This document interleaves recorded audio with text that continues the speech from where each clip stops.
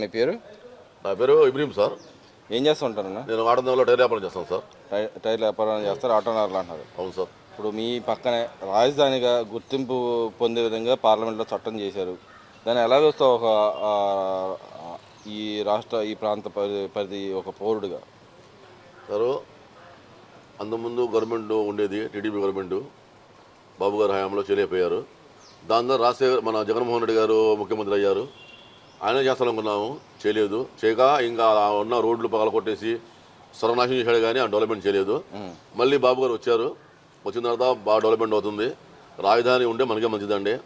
బయట మరి వ్యాపారస్తులు వెళ్తే ఏలంగా మాట్లాడుతారండి, మీరు రాజధాని లేదు, మీకు క్యాపిటల్ మీరు రాజధాని లేదు, ఏంటా మీరు ఆంధ్ర వాళ్ళు అంటారండి బయట వాళ్ళు. ఏంటి వాళ్ళకి రాజధాని ఉంది కనుక హైదరాబాదు మనకు వాళ్ళు ఎక్కిస్తున్నారు. బాబు గారు మాత్రం శుభ్రంగా చేస్తారండి. డెవలప్మెంట్ వీళ్ళు బాగుంటుందండి. అంటే ఇక్కడ మరి రాజధానికి వచ్చింది, కానీ పార్లమెంట్లో ఏదైతే ఆమోదం పొందాల్సిన విషయాలు పక్క రాష్ట్రాలలో పక్కన ఉన్న ఎంపీలందరూ సపోర్ట్ చేసినా కూడా వైసీపీ ఎంపీల తీరుని మీరు ఎలా చూస్తారు? ఏమండి, అసలు వైసీపీ ఎంపీలు, వైసీపీ ఎమ్మెల్యేలు అంటున్నారు మీరు. అసలు ఏ రోజు అబద్ధాలు, ఏ రోజు నేను చెప్పారండి వాళ్ళు? మొత్తం అబద్ధాలు కానీ చెప్పేదాళ్ళు. ఆ ఇద్దరు ఎంపీలు చెప్పబోతే పార్లమెంట్ ఏమవుతుందండి? ఆమోదం అయిపోయింది కదా. వాళ్ళిద్దరు ఎవరు మనుషులు?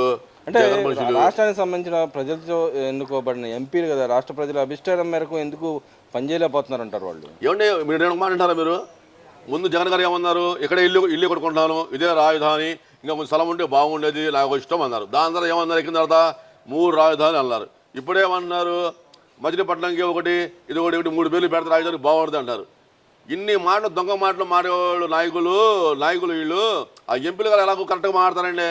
పార్లమెంట్ ఆలుగా దొంగలే కదా, ఇల్లు సపోర్ట్ చేయరాళ్ళు. అంటే మీరు అన్నమాట అంటున్నారు, కానీ కనీసం వాళ్ళ ప్రాంతం గురించి చెప్పుకున్న పాపన పోయింది లేదు. ఇక్కడ చంద్రబాబు నాయుడు గారు దోషేస్తున్నారు తో పాటు చెప్తానే రైతులకి మేము ఉండగా మీ గవర్నమెంట్ 12 ఏళ్ళు పరిపాలన చేశారు, పట్టాలు ఒకటి కూడా ఇవ్వలేదని చెప్పి రైతులకు మేలు చేయలేదని చెప్పి అడుగుతున్నారు.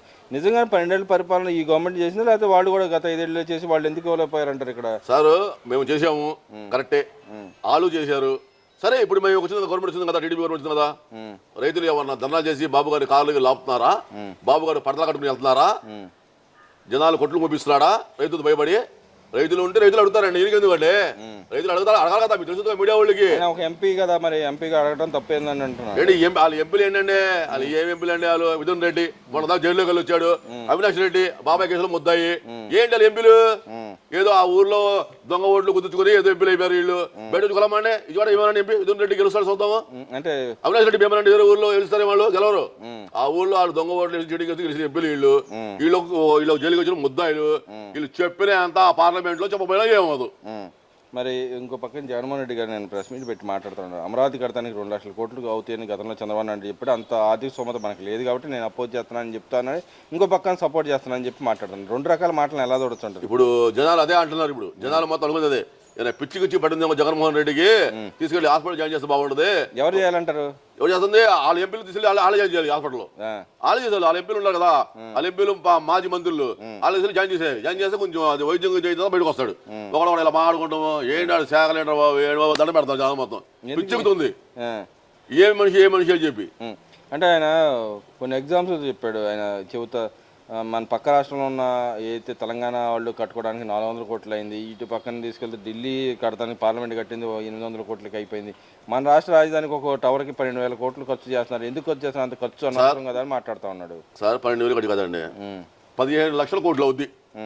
సరే, ఈయన ఉన్నాడు 5 సంవత్సరాలు, తీసుకురాపోయాడే 400 కోట్లు తీసుకు కట్టలేపోయాడే. ఈయన ఎవరు? దొంగలు వీళ్ళు, దోచేస్తున్నారు.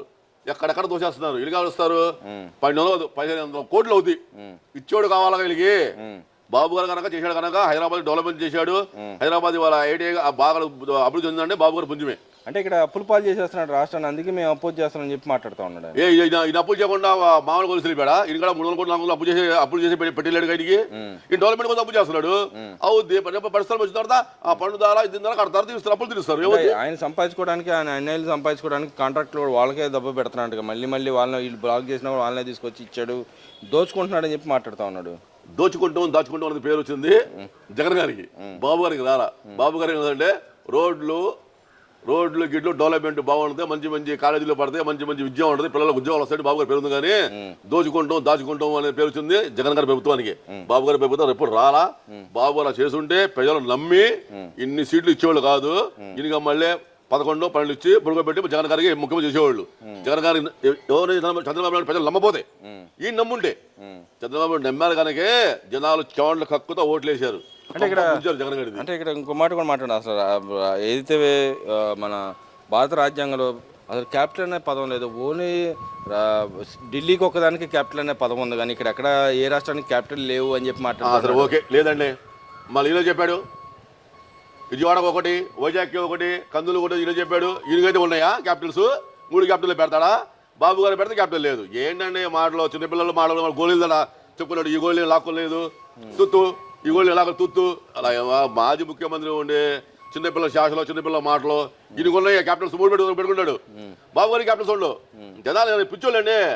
మీ మీడియాలో ఉంది, చూస్తున్నాము, టీవీలో పేపర్లో చూస్తున్నాము, ఫోన్లో చూస్తున్నాము. ఇంకా చిన్నపిల్లలాగా పరిస్తే జనాలు టీవీలు చూడరు, రేపు మాట్లాడరు. అంటే ఆయన ఇంకో మాట కూడా మాట్లాడుతున్నాడు. అటు వద్దంటేనే ఇంకో మాట ఏమంటాడంటే మావిగా అని చెప్పి కొత్త రాజధాని నాకు స్పెషల్గా కావాలని అడుగుతున్నాడు. మరి ఆ రకంగా ప్రజలను తీర్పిస్తారు రేపు పొద్దున వచ్చే రోజులు?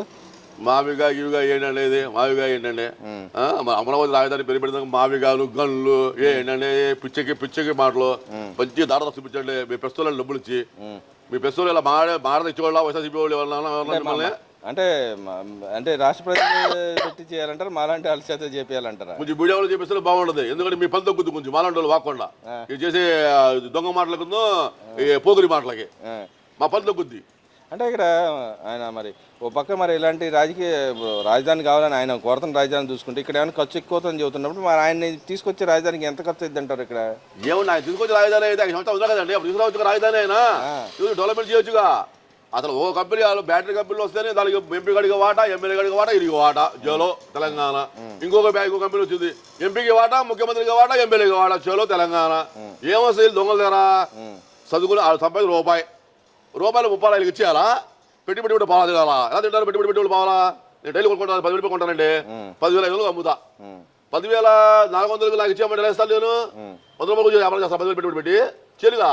అందుకే తెలంగాణ వెళ్ళిపోయారు వాళ్ళు. కంపెనీలు మొత్తం పోయి ఈ 2 దాకా కంపెనీలు వచ్చాయి కాదు, వచ్చిన కంపెనీలు నాశనం అయిపోయి వీళ్ళకి డబ్బులు ఇవ్వలేక. అంటే ఇక్కడ మరి ఇంకో మాట కూడా వాళ్ళ ఎమ్మెల్యేల మినిస్టర్లు, ఉత్తరాంధ్ర మినిస్టర్లు మాట్లాడుతున్నారు. గతంలో కూడా ఎన్నో సార్లు మన రాజధాని మార్చుకుంటూ వచ్చాం, ఇప్పుడు కానీ మేము అధికారంలోకి వస్తే మేము మార్చేస్తామని చెప్పి మాట్లాడుతూ ఉన్నారు జనాలు. అదే ఇప్పుడు చెప్పేది హాస్పిటల్ వైద్యం చెప్పమన్నది అదే జనాలు అంటుంది. మొన్న కాదు రాజధాని కావాలి అన్నాడు, 3 రాజధానులు అన్నాడు, ఒకసారి అన్నాడు నేను ఇల్లు ఎక్కడ కట్టుకున్నాను, నాకు ఈ రాజధాని నాకు ఇష్టం అన్నాడు. మళ్ళీ ఇప్పుడు అంటాడు రాజధాని మారుస్తా, వీళ్ళు ఇప్పుడు ఆమోదం ఎప్పుడు గెలిచలేరు, ఆమోదం మార్చలేరా అన్నాడు. ఇలాంటి మాటలు అయిన జనాలు పిచ్చకి రేపు 0 అయిపోతాడు, 0. ఆ నియోజకవర్గం కూడా గెలవడు, ఆయన ఎంపీ కూడా గెలవడు లాస్ట్కి. అంటే ఇప్పుడు మనం తెలంగాణ నుంచి మనం విడిపోయొచ్చాం, ఇప్పుడు తెలంగాణను కూడా మార్చగలిగే దమ్ము ఇలా ఉందంటారా? మరి ఆ లెక్క వీళ్ళనే మాటల లెక్క ఏమన్నా తెలంగాణ దమ్ము తెలంగాణ నుంచి కదండి ముందు తెలంగాణ మార్చడం కాదు రాజధాని మార్చడం కదండి. ముందు అలా అమ్మగారు చెల్లిగారు మార్చుకోవాలండి, ముందు ఆస్తులు ఇవ్వనండి. అలా ఆస్తులు ఆ నాన్నగారు ఇచ్చిన ఆస్తులు దెబ్బేసాడు మొత్తం. ఆ పాప రోడ్డు మీద తిరుగుతున్నారు వాళ్ళు, చెల్లెలు అమ్మగారు ఇద్దరు పేపర్లు పెట్టించుకుంటాను. మరి ఇక్కడ ఇంకో మాటకు వస్తే వాళ్ళు అన్నట్టుగానే రాజధాని మళ్ళీ మార్చగలరని భావిస్తున్నారా, లేకపోతే ఇదే పర్మనెంట్ రాజధాని ఉంటుందని మరి భావిస్తున్నారు? సార్ నా మనిషిగా చెప్తున్నాను సార్, మీ మనిషి ఇప్పుడు చెప్పండి. జీవితంలో ముఖ్యమంత్రి అవడానికి ఇంకా ప్రజలు ఒక్కసారి ఇచ్చారు, ఈడు చూసి ఇవ్వాల వాళ్ళ నాన్నగారు చూసి ఇచ్చారు, రాజశేఖర రెడ్డి కొడుకు మంది చేస్తారని చెప్పి. ఈడు దొమ్మరోలాగా ఎక్కువ తింటా చికెన్లు అంతా తినేసి లక్షల బిల్లులు చేసేసి రోడ్లు మొత్తం రాజధాని పగల కొట్టేసి రబ్బీసులు కంకర్లు మొత్తం అమ్ముకొని ఇనుము అమ్ముకొని ఎవరు వస్తే అలా తినేస్తుంటే ఎవరు చేస్తారంటే రాజధాని వీడికి ముఖ్యమంత్రి జీవితంలో ఫస్ట్ అండ్ లాస్ట్ ఇంకా అవడదు. అది నా మాట చెప్తున్నాను నేను. మరి రాజధాని విషయం రాజధాని ఉంటుంది, బాబు గారు చేస్తారు రాజధాని, వేరే పార్టీ వస్తుంది వస్తే ఆ పార్టీ బాబు గారికి ఉంటుంది ఉంటే పోటీ రేపొద్దున అది. అంతేగాని ఆయనకి అవకాశం ఎవరంటారు? అసలు లేదు. 11 కదా ఈసారి వస్తే 1-2 వస్తాయి, 1 ఎమ్మెల్యే 1 ఎంపీ లేదా 1 ఎమ్మెల్యే అంతే. అవి కాడ వస్తుంది తప్పలేము, ఎందుకంటే మొన్న కడపల కాడ వీళ్ళు కొట్టేశారు, డిప్యూటీసీ కొట్టేశారు, మళ్ళీ అది వస్తుంది చెప్పలేము. మరి స్టిక్కు పెడితే ఉందండి దొంగలు లేకుండా రాడు, లోపలికి తలుపులేసి కొట్టుకుంటూ కూడా చేస్తాడు. 1,00,000 2 లక్షలు ఓట్లు వస్తాయి బుద్దుకుంటే.